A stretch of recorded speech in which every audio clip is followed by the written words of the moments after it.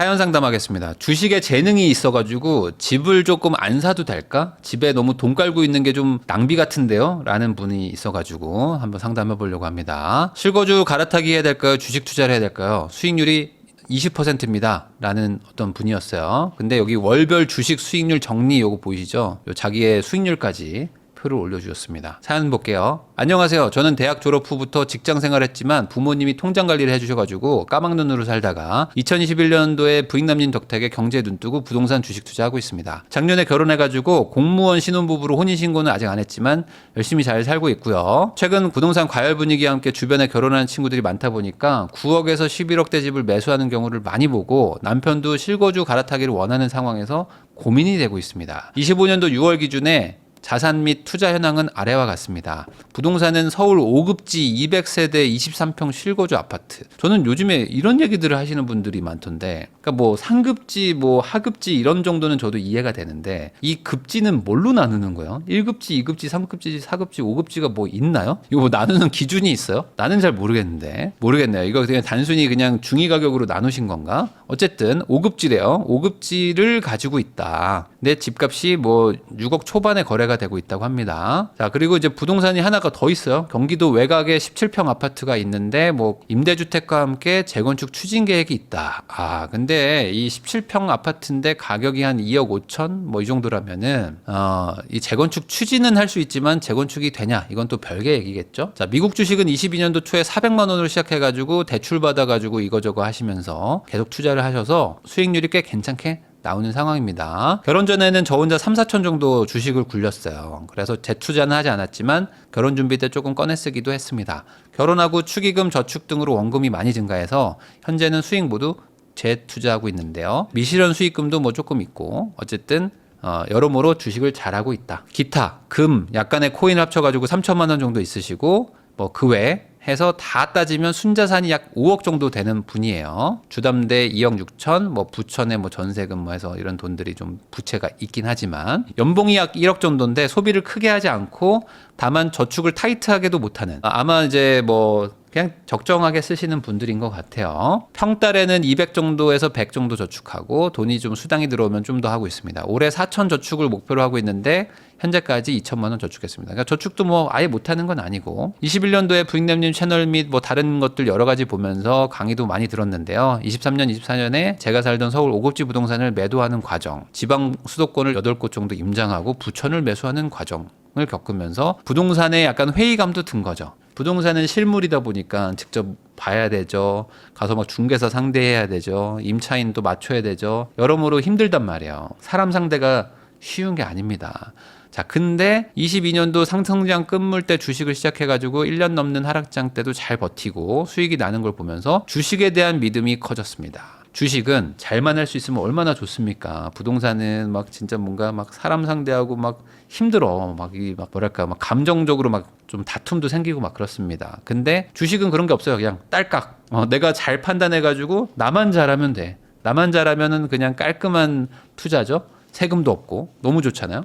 뭐 정책 바뀌는 거 별로 상관도 없고. 한국에서 수요가 있는 부동산은 결과적으로 우상향하지만 원화 가치는 세계적으로 떨어지고 있다고 생각해서 달러 자산으로 비중을 많이 늘리고 싶은 마음도 큽니다. 돈 많이 벌면 여행도 다니고 아이들을 외국에서 키우고 싶은 마음도 있어요. 하루에 5분에서 20분 정도만 하면 될 정도로 이제는 주식 투자가 패턴이 만들어졌습니다.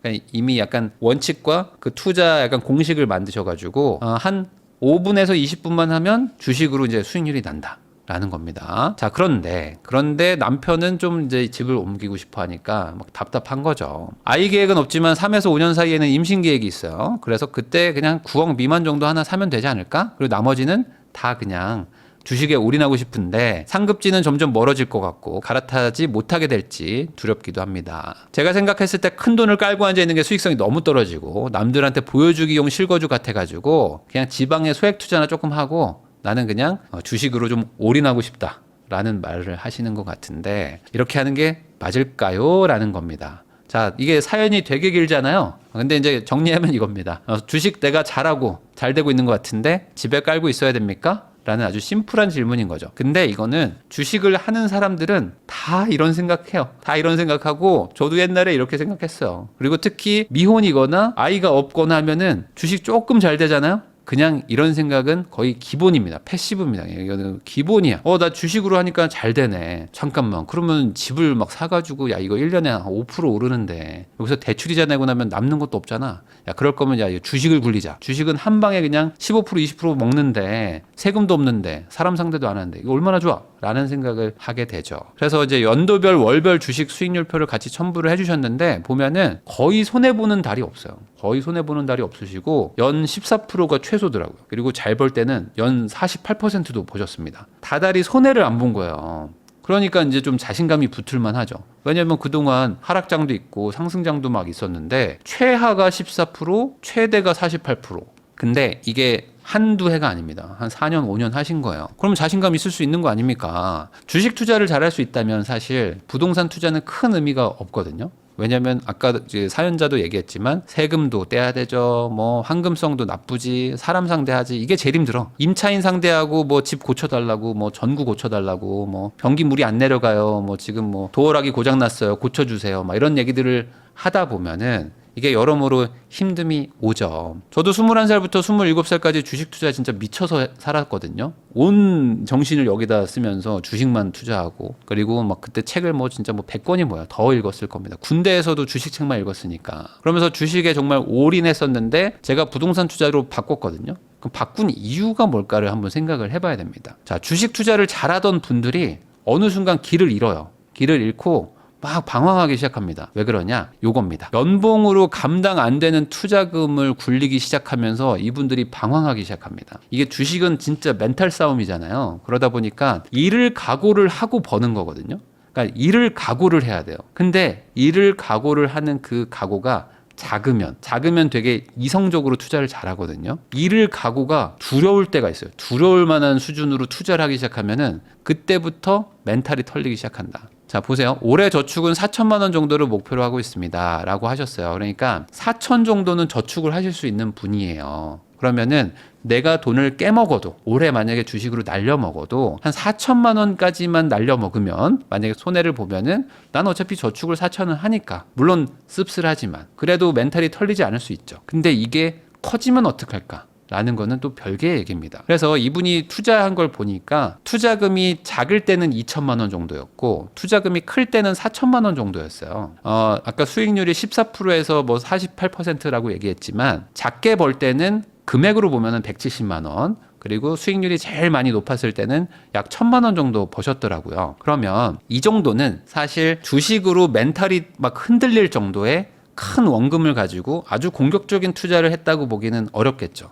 그러니까 반대로 잘 하신 거예요. 그러니까 원금 자체가 작은 투자를 했기 때문에 사실 그 주식이 조금 빠져도 괜찮고 내가 오늘 바쁘면 뭐 주식 못 볼 수도 있잖아요. 사실 1,000만 원 투자하고 이 주식이 막 어떻게 되나 매일매일 보지는 않을 수도 있거든요. 거기다가 또 약간 좀 가치 투자나 좀 그런 중장기 투자를 하시면은 그냥 뭐 묻어두고 갈 수도 있는 거니까. 자, 근데 이게 지금은 한 5천만 원, 뭐 8천만 원 이렇게 투자를 하시는데 이게 5억이 됐다고 칩시다. 그리고 50억이 됐다고 칠게요. 그럼 예를 들어 내가 50억을 굴려도 같은 수익률을 낼 수 있을까? 이거는 완전 다른 얘기예요. 보통 대부분 투자를 잘하는 분들이 소액으로 소형주들 투자는 잘하시다가 이제 자산이 많아지고 뭐 예를 들어 진짜 뭐 규모가 엄청 커졌어요. 워렌 버핏 같은 분들이 돈 굴리는 게 막 수백조잖아요. 그런 걸 가지고 수익률 10% 낸다는 거는 엄청나게 어려운 거거든요. 왜냐면 10% 빠질 때 50조가 날라가. 내 재산이 10%만 빠져도 50조가 날아가는데 거기서 공격적인 투자를 할 수 있습니까? 어렵죠. 많은 분들이 이런 얘기 하거든요. 압구정 현대 아파트 안 사고 삼성전자 샀으면 돈 더 벌었다고. 그러니까 예전에 뭐 20년 전에 30년 전에 압구정 현대 안 사고 그걸로 삼성전자 샀어봐라. 돈 더 벌었지. 이런 얘기들 정말 인터넷에 많이들 하시는데 내 재산의 80%를 부동산에 넣기, 주식에 넣기. 여러분들 이 둘 중에 뭐가 더 심리적으로 안정감이 있을까요? 이 심리적 안정감이라는 거를 무시하면 안 됩니다. 왜냐하면 유동성이라는 거, 이 변동성이라는 게 크다는 거는 이 심리적으로 엄청난 충격과 공포를 주거든요. 자, 둘이 합쳐가지고 연봉이 약 1억 정도 되시고 올해 저축은 4천만 원 정도 하셨다고 했잖아요. 그러면은 연봉이 1억이면은 실수령이 뭐 한 7천 정도 왔다 갔다 하죠? 그러면 실수령 7천만 원인 부부가 만약에 지금처럼 뭐 4천만 원, 6천만 원 투자하는 게 아니라 7억을 넣었다고 쳐요. 왜냐면 나는 그냥 집은 그냥 작은 거 하나 그냥 얻고 나머지는 돈을 그냥 주식으로 굴리고 싶다 해서 연봉 7천인데 이제 공무원 부부시니까 연봉이 많이 늘어나지 않겠죠. 근데 한 7억 만들었어. 7억으로 이제 주식에 넣잖아. 그러면 10% 빠지는 순간 내 실수령이 날아가. 그러면 이제 저축으로 치면 거의 2년치가 날아가는 거예요. 10% 하락하면 연봉이 날아가는데 이 10% 하락할 확률을 주식 투자하면서 몇 번을 겪을까요? 거의 매주 겪을걸요. 매주, 매달, 매년 겪을 겁니다. 20% 하락하는 것도 한 5년에 막 몇 번씩 겪을 거예요. 이게 물론 종목을 잘 고르면 좋죠. 종목 잘 고르면 좋죠. 근데 지금 이마트 막 이런 거 빠지는 거 보셨어요? 최근에? 국장 이렇게 막 간다고 하는데 갑자기 공휴일에도 마트 쉬게 한다. 이런 정책을 추진한다고 하니까 순식간에 그냥 8% 10% 빠져버리죠. 뭐 갑자기 뭐 어디서 전쟁 났다 그러고 무슨 뭐 금리 뭐 문제 생기고 뭐 환율 막 갑자기 튀기 시작하면 갑자기 내 주식이 빠져버려요. 이런 일들을 겪으면 내가 작게 약간 좀 재미삼아 즐겁게 할 때는 그런 거 그냥 웃으면서 넘어가는데 이게 생업이 달리고 약간 내 인생을 좌지우지할 정도의 타격이 오기 시작하면은 그때부터는 멘탈이 붕괴가 됩니다. 만약에 근데 그걸 잘 버텼어요. 근데 실수령이 7천만 원인 부분인데 21억을 주식에 투자했다면 어떨까요? 만약에 10%가 빠지면 2억이 날아가겠죠. 그럼 2억이 빠지면은 실수령 7천이신 분들한테는 저축을 4천 하니까 약 5년치 저축이 날아갑니다. 그러면 그때도 10% 빠졌을 때 내가 그냥 편하게 그래 뭐 나 오늘 뭐 같이 김치찌개나 먹자라고 할 수 있을까? 이게 참 어려운 거죠. 그래서 이 주식을 보면은 삼성전자 차트거든요. 여기 보면은 이것만 보이잖아요. 대부분의 사람들은 이것만 보거든요. 아니 봐라 이거 5천 원에 사가지고 지금 5만 원이다. 얼마나 많이 올랐니? 라는 건데 이 작은 하락기 있죠. 요거 하나하나가 다 10% 20%입니다. 근데 이게 월별 차트거든요. 이게 주별이나 일로 가면 어땠을까요? 여기서 이 변동이 얼마나 이렇게 했었을까요? 근데 이때마다 내 연봉이 왔다 갔다 하는데 이게 됩니까? 이거 쉽지 않습니다. 돈을 많이 벌면 많이 벌수록 이제 멘탈이 털리는 게 어찌 보면 또 주식이기도 하거든요. 그래서 보통 대부분 이제 주식 투자로 잘하시는 고수분들은 기법 뭐 이런 것도 중요하지만 이 마인드를 엄청 많이 강조하시잖아요. 그런 이유가 다 있습니다. 주식 투자를 잘하던 분들이 또 길을 잃는 두 번째 순간이 있는데 뭐냐면 자녀가 커가지고 좋은 집이 필요할 때입니다. 대부분 집이라는 거를 투자재로 보시는 분들이 이제 미혼이거나 아이가 없을 때요. 왜냐면 어차피 남편하고 나는 그냥 애가 없으니까 우린 뭐 원룸 가서 살 수도 있고 그냥 뭐 낡은 집에 가서 살아도 상관없어 라고 생각하시는데 아기를 낳잖아요. 아기가 이제 조금 커요. 한 5살, 10살 뭐 이 정도 되잖아요. 그럼 애도 자기 주장을 합니다. 그래서 뭐 내 친구네 집은 뭐 어디야 뭐 거기 갔더니 뭐 좋아 뭐 이런 얘기도 하고 내 친구는 뭐 학원을 다닌대 나도 학원 보내줘 뭐 이런 얘기도 하고 내 친구는 뭐 여행을 갔다 왔대 나도 여행 가고 싶어 엄마 뭐 이런 얘기를 막 하거든요. 얘도 사람이에요. 그러니까 얘도 이제 나도 챙기면서 살아야 되거든요. 근데 나랑 남편은 그냥 뭐 돈 안 쓰고 막 해도 돼. 근데 우리 애도 돈을 안 쓰고 살아도 되나? 라는 거부터 이제 멘탈이 또 나가기 시작합니다. 지금 보면 3년에서 5년 안에 임신 계획이 있다고 했지만 이제 시간이 흐를수록 상급지 갈아타기가 넘을 수 없는 벽이 될지 두렵다. 이런 마음이 지금 공존하시거든요. 그러니까 상급지를 가고 싶은 마음도 있는데 저게 돈을 엉덩이에 깔고 너무 낭비하는 것 같기도 하고 이 복잡스러운 마음 때문에 집을 잘 안 사고 주식 투자 막 하시는 분들도 있어요. 그러다가 나중에 애 때문에 좋은 집을 사려고 하시는 그런 경우가 딱 옵니다. 그러면서 그때 약간 후회하는 분들이 있어요. 아 결국 주식으로 돈 벌어가지고 집 샀네? 그럴 거면 그냥 집을 옛날에 사놓을 걸. 괜히 그냥 그동안 고생했네? 라고 얘기하시는 분들도 있습니다. 물론 제가 이제 여러분들 만나봤을 때 주식으로도 뭐 큰 부자 되고 하신 분들도 금융자산 대비 집에 대한 욕심이 없는 분들도 있어요. 당연히 있죠. 근데 아닌 분들이 더 많아요. 돈을 많이 버시면요. 좋은 집에 가서 또 사세요.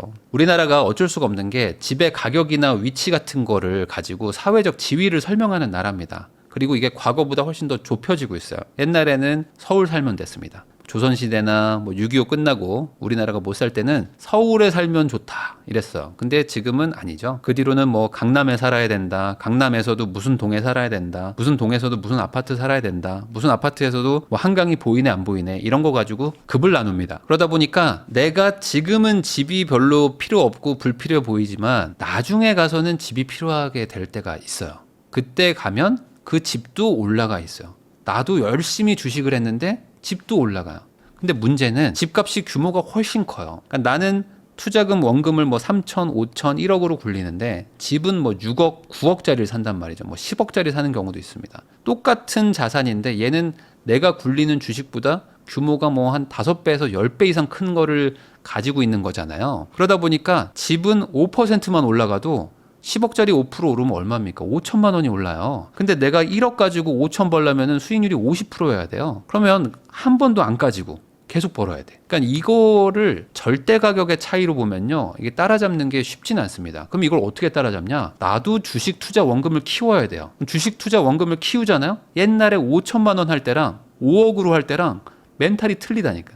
이 멘탈이 틀려. 똑같은 주식을 샀는데 예전엔 충분히 버티고 웃으면서 그냥 밥 먹을 수 있는데 이제는 밥을 못 먹어요. 그러면서 흔들립니다. 이상한 선택들을 하게 되죠. 안 팔고 다시 물을 타면서 버텨야 되는 타이밍 때 그 저점에서 던져버려요. 그리고 다시 올라가면 고점에 사고 막 이렇게 됩니다. 주식이 어려운 이유는 투자금이 커질 때 진짜 그때부터 어려워지는 겁니다. 이 주식 투자에서 답을 찾았다는 느낌을 받으시면은 이 두 가지를 하면 돼요. 첫 번째, 시드를 계속 늘리면 됩니다. 내가 5천으로도 잘했어. 그러면 1억도 한번 투자해 보는 거죠. 1억으로도 투자를 잘해요. 그럼 2억으로 또 늘려보는 겁니다. 2억도 잘해. 그럼 5억으로 늘려요. 5억으로도 잘하면 10억으로 늘리면 되는 거죠. 이 시드를 계속 늘렸는데도 투자를 잘 하시잖아요. 그럼 엄청난 부자가 돼요. 그렇게 되면은 부동산 투자 할 이유가 없습니다. 그리고 두 번째, 어느 순간 하다 보면 시드가 멈추실 거예요. 아, 나는 이 이상은 못하겠다. 나는 이 뭐 5천, 1억이 최대치다. 라는 그 선이 옵니다. 저도 그런 선들이 오더라고요. 와, 이거 이 정도로 내가 열심히 했는데도 이거밖에 못 벌었는데 앞으로 돈이 까질 수도 있고, 여기서 내가 이 투자금을 막 5천이 아니라 5억, 50억을 투자해도 과연 잘할 수 있을까? 라는 게 막 겁나더라고. 그러면서 아, 이거는 안 될 것 같은데, 뭔가 다른 이거보다 훨씬 더 크면서 조금 안정적인 자산이 필요할 것 같은데 라는 생각으로 하다 보니까 부동산으로 옮긴 거거든요. 아니, 어차피 리스크를 테이킹 할 거라면은 조금 안정적인 거를 하고 싶다. 왜냐면 돈을 많이 투자를 해야 되니까 겁이 나는 거예요. 그래서 주식으로 되게 돈 많이 버신 분들이 꼭 부동산을 삽니다. 부동산을 뭐 집을 사는 분도 있고 건물을 사는 분도 있고 뭐 아예 그냥 뭐 단독주택 같은 걸 막 큰 걸 사는 분들도 있어요. 왜냐하면 이렇게 자산을 좀 파킹을 해놓는 거죠. 이 주식이나 코인이 좋은 게 결국에 수익률이 높다. 그럼 수익률이 왜 높냐? 변동성이 엄청나게 커서 그렇습니다. 100만 원이 순식간에 1억이 될 수도 있는 거고요. 1억을 투자했는데 100억이 될 수도 있어요. 1000억이 될 수도 있고. 그러면 그렇게 수익률이 높고 변동성이 큰 거는 한 방에 잃을 수도 있는 거 아닙니까? 그러면 내가 원금이 작을 때는 잃어봐야 상관없어. 어차피 저축하면 그만이니까. 근데 원금이 커지고 투자금이 커지잖아요. 그러면은 잃으면 안 돼요. 잃게 되는 순간 내 인생이 바뀌거든요. 그래서 잃지 않으려고 하는 게 정말 중요합니다. 그래서 돈이 많은 부자들은 안 잃는 게 핵심이에요. 왜 부자들이 비트코인을 안 하지? 라고 이해가 안 되시잖아요. 근데 대다수의 큰 부자들은요, 잃고 싶지 않거든요. 그러니까 괜히 저렇게 변동폭이 큰 걸 해가지고 내 재산을 2배 만들어 봐야 내 생활이 바뀌지 않는데, 괜히 저런 거 2배 만들려고 넣었다가 반토막이 나면 내 인생이 바뀌거든요. 그러니까 굳이 그렇게 하지 않는 거예요. 주식과 부동산은 저는 충분히 병행이 가능하다고 봅니다. 그러니까 나는 주식하고 남편은 부동산 하면 되는 거죠. 그러니까 남편이 집을 사고 싶다고 하면은 뭐 일정 부분 돈을 또 떼가지고 부동산 사시고 대출도 갚고 남는 돈이 또 있지 않습니까? 남는 돈 가지고 또 주식을 하면 되는 거죠. 주식을 꼭 5천, 뭐 1억, 뭐 10억, 100억으로 해야 되는 것도 있겠지만 뭐 1000만 원 가지고 주식 못 하는 거 아니잖아요. 근데 부동산은 1000만 원 가지고 못 하거든요. 그러니까 부동산을 우선은 좀 하나 사고 남는 돈 가지고 주식을 열심히 하는 거죠. 주식을 해가지고 돈을 더 많이 불리면 되는 거잖아요. 그래가지고 돈이 많아지면 또 부동산 사고 갈아타고 다시 또 돈 생기면 또 주식해서 불리고 또 갈아타고 하면 뭐 더 좋을 수도 있겠죠. 물론 아까 제가 말한 대로 저는 막 시드를 막 계속 키웠어요. 막 1억, 2억, 5억 막 키웠는데 주식도 너무 잘 돼. 계속 잘 돼요. 그러면 주식에 올인해야죠. 그리고 한 50억, 100억 부자 되신 다음에 그중에 일부 떼가지고 뭐 좋은 집 하나 사고 그렇게 살아도 상관은 없습니다. 왜냐하면 실제로 주식에 재능이 있는 분들이 있더라고요. 그런 분들은 엄청난 부자가 돼요. 막 3년 전에 돈이 하나도 없었는데 갑자기 50억 부자가 되고 막 그래요. 워낙 변동성이 크니까. 그러니까 여기서 잘하시면은 당연히 부동산 투자하실 필요는 없지만 그런 분들도 좋은 집 하나 정도는 살 필요는 있습니다. 마지막으로 이런 말을 드리고 싶어요. 내 주식 실력을 알아보려면 이런 경험을 해야 됩니다. 매수 버튼을 누르는 게 두려울 때가 오실 거예요. 야, 내가 이 주식에 이 돈을 태우는 게 맞아? 라고 하면서 매수 버튼을 못 누를 때가 와요. 그때가 진짜거든요. 그러니까 그전에는 그냥 소액으로 막 하시는 분들이 있어요. 회사원분들 보면은 제 그 팀장님이나 이런 분들 봤을 때 막 500만 원, 1000만 원 가지고 본인 그 약간 비자금으로 그냥 재미삼아 주식 하시는 분들이 있거든요. 그런 분들은 매수 버튼 그냥 막 누릅니다. 그냥 막 올인하고 막 20% 빠지면 또 막 물 타고 막 이런 거 하는데요. 돈이 커지잖아요. 그러면은 매수 버튼을 못 누를 때가 와요. 여기서 빠지면 야 이거 진짜 이거 큰일 나는데 라는 금액까지 딱 그거를 한번 운영을 해보세요. 그때도 내가 잘하면 나는 주식에 재능이 있는 겁니다. 근데 그 전에는 주식에 재능이 있다라고 말하지 마시고 유망주 정도라고 생각하시고 부동산과 병행하시는 거를 추천드리겠습니다.